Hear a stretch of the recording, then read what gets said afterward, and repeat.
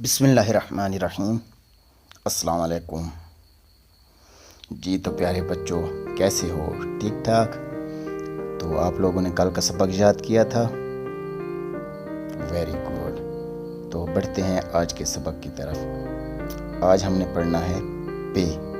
देखते हैं पे से कौन कौन से अल्फाज बनते हैं। तो सबसे पहले पे से पतंग जोड़ाया जाता है, और पे से पानी,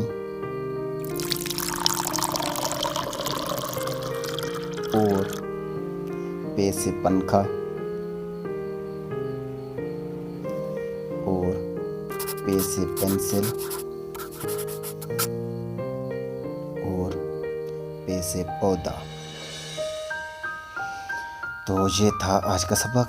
इसको कल तक अच्छे तरीके से याद करना है।